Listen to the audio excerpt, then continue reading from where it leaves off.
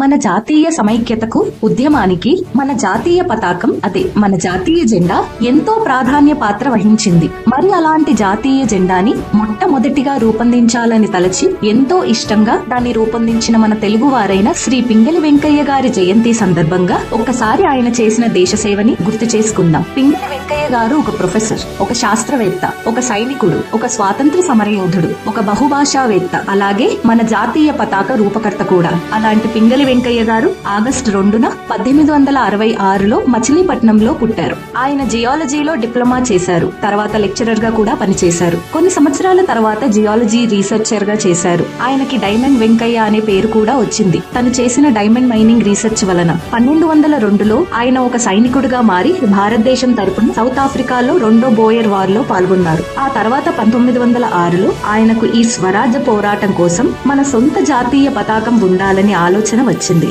అలాగే ఎంతో అధ్యయనం చేశారు. 30కి పైగా రకరకాల పతాకాల నమూనాలు రూపొందించారు. వాటితో ఒక పుస్తకాన్ని కూడా ప్రచురించారు. దాని పేరు భారతదేశానికో జాతీయ పతాకం. 1921లో జరిగిన అఖిల భారత కాంగ్రెస్ సమావేశంలో గాంధీ గారు చివరిగా ఒక నమూనా అడిగినప్పుడు ఆయన 3 గంటల్లో ఒకటి రూపొందించారు. అదే మొట్టమొదటి భారతీయ పతాకం.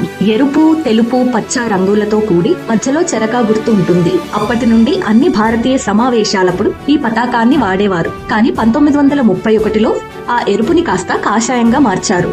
ఇప్పుడు మనం వాడుతున్న పతాకానికి మాతృక పింగళి వెంకయ్య గారు అప్పట్లో రూపొందించిన జాతీయ పతాకమే అని చెప్పుకోవాలి.